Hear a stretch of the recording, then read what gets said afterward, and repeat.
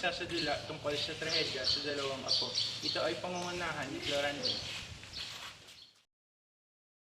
Habang si Florante, Adolfo at ang kanyang kaklase ay nagtanghal, sinadyang sakta ni Adolfo si Florante pero agad naman hinarang ito ni Menandro, ang matalik na kaibigan ni Florante. Ako kapurihan ko! Dapat kang mamatay!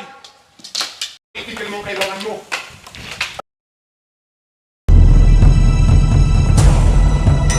Adolfo, tigil ka na! Bumalik ka na sa kaharian nyo!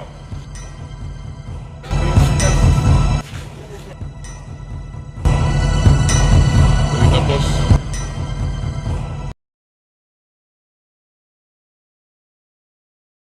Tapos mabingit ang buhay ni Florante sa kamay ni Adolfo. Nawala at sukat ito sa Atenas. Nakaraan ang ilang panahon ay natanggap siya ng sulat na nagsasabing namatay na ang kanyang ina. Lumapit si Antenor na kanyang guro kay Florante upang ibigay ang sulat. Florante, may sulat na ipinapaabot sa iyo.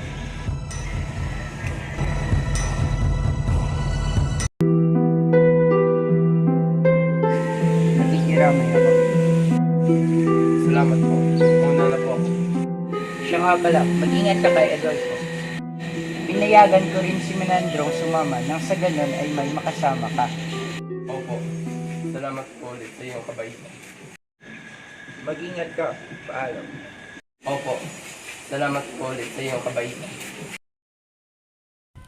Sa kabila ng kalungkutan ni Florante dahil sa pagpanaw ng kanyang ina, sabik pa rin siya dahil makakasama niya si Menandro na kanyang matalik na kaibigan papuntang Albania.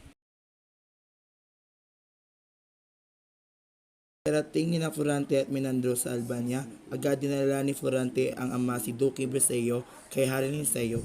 Nakatanggap kasi ito ng sulat mula sa bayan na Contona na ito ay sinakop ng mga Moro. sa iyo, yan na bang iyong anak? Ito na nga sa Florante, aking anak. Magandang araw po, Hari Niceo. Magandang araw rin sa iyo, Florante. Pare, ba kitang atasan na maging general ng buwan? Mapayag ako maging general.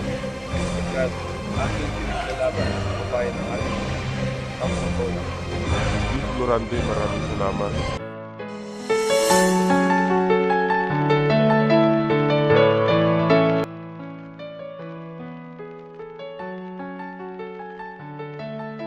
Magandang araw, Binibini. Ako nga pala si Florante. Maaari ko bang malaman ang iyong pangalan? Ako nga pala si Laura. Taga saan ka? Bakit ka na pa rito? Taga-Albania. Pumunta kami dito ng aking ama na si Duque Briseo dahil nagtasan ako na mamuno dito sa inyo. Kaplani do Kibo sa'yo. Oo, ikaw. Ay, ganun ba? Ang ganda-ganda mo naman. Ang iyong kagandahan ay nakakabighani. Unang tingin ko pa lang sa'yo ay nahulog na agad ako sa kagandahan mo. Pwede ba kitang ligawan? Oo naman. Tawan mo si Laura! Dalawa na lang tayo magtoos. Kung may galit ka man sa akin, huwag mong itamay si Laura.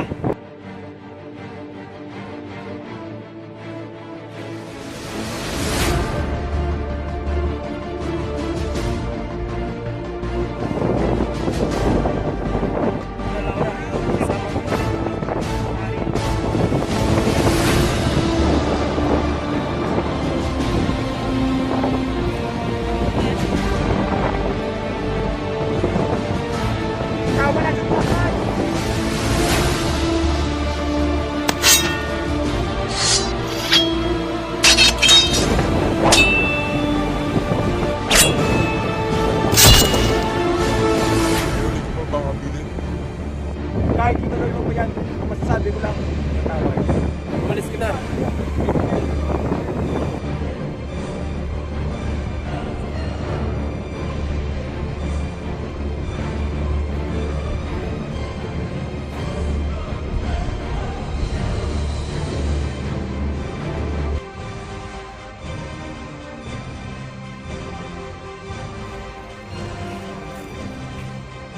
Hayop ka talaga, Adolfo. Sana hindi na kita pinalaya nung nakakulong ka pa. Sana, meron na sa uli ang pagsisisi. Sige, tulong niyo na yan. Tunay ka pa sasabihin.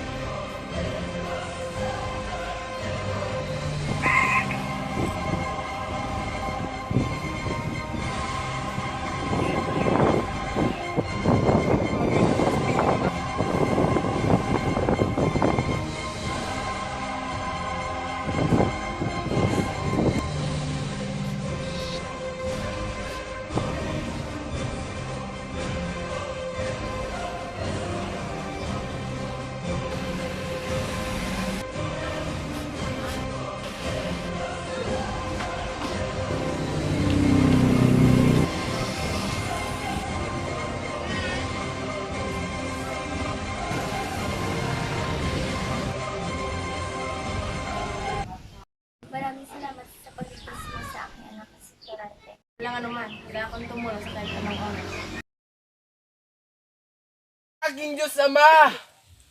Nasaan? Nasaan ang iyong awa? Hoy na naghoy, nakikiusap, humingi ng tulong nyo. Tawarin nyo akong lahat.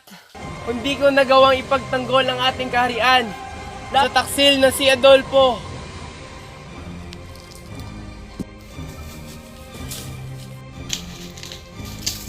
Sa dinami-dami yung umagaw ng aking kasintahan, bakit ang sarili ko pang ama? Tinig ang aking naririnig. Parang isang taong naghihingi ng peace. Yun,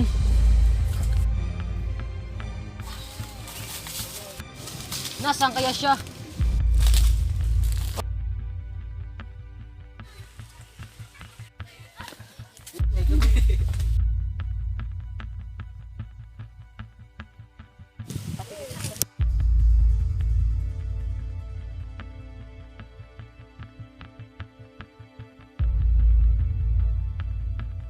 Kita ko na itong taong ito. Laura! Kaibigan, gising ka na pala. Sino ka? Ako nga pala si Aladdin, ang nagligtas sa iyo sa bingit ng kamatayan. Hindi ba't ikaw yung namuno sa pananakop ng kahariang Albania? Oo, tama ka. Ako yun. Ang kaharian mo ay hindi naman namin napagtagumpayang sakupin. Dahil nanalo ang kubo mo sa labanan, kaya't iyon ang dahilan kung bakit ako nang paggalagala dito sa kagubatan. Bakit naman? Nagalit ang aking ama na nabigo akong sakupin ang kahariang Albania. Bilang parusa, pinapili ako ng aking ama kung ano ang aking gusto, kamatayan o kalayaan. Kung makalaya ako, ay malalayo ako sa aking sintang si Terita at magkakatuluyan sila ng aking ama. Masakit man isipin, ngunit pinili ko ang aking kalayaan, kaya ngayon ay nagpaggalagala na ako dito sa kagubatan.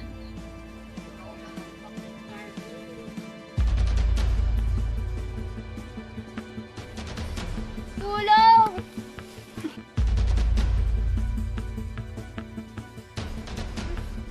Tulong! Tumahimik ka nga.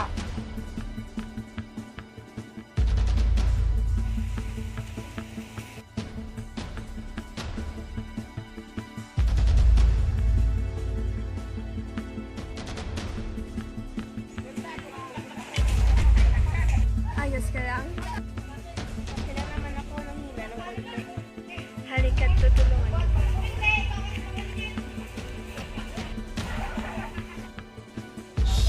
Tumahimik ka. Bakit naman? Basta, narinig mo ba ang naririnig ko? Oo, naririnig ko na. Magtago tayo. Ianda mo espada mo. Sige.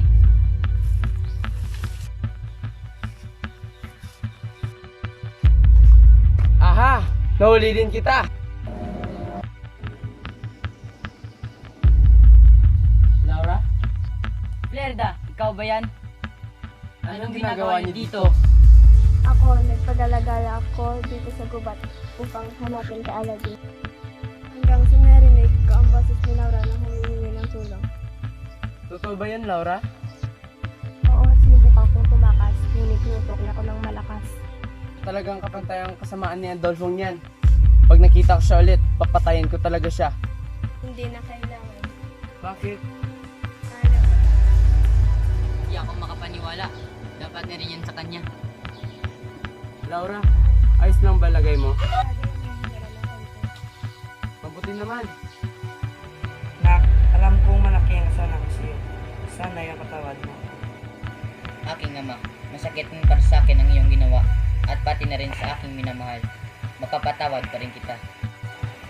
Anak, maraming salamat. Maswerte-swerte ko talaga na naging anak kita. Mahal na mahal kita, anak. Ama, gumising ka. Hindi ko kaya mawala ka. Ama!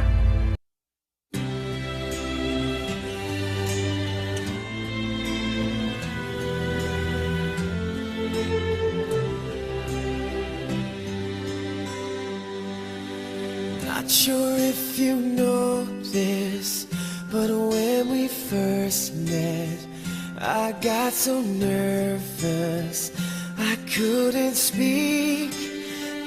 that very moment I found the one, and my life had found its missing piece.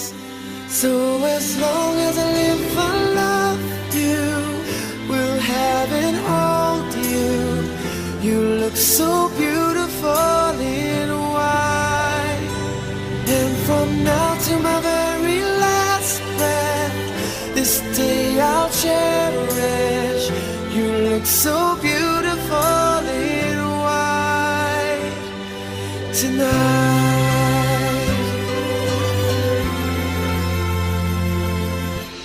What we have is timeless, my love is endless, and with this ring that Inog.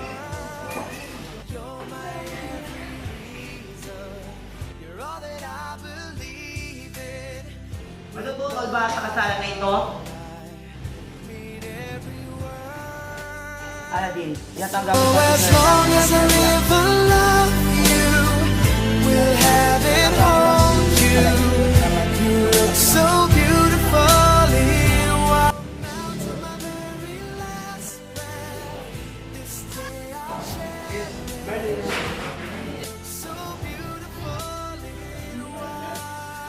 Florante, tinatanggap ko ba si Laura na maging iyong pagyak?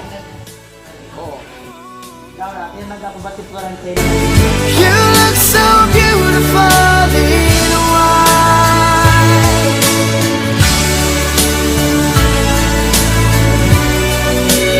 Na, na, na, na. So beautiful in white tonight. And if a daughter is what our future holds, I hope she has your eyes, finds love like you and I did. Yeah, but when she falls in love, we'll let her go.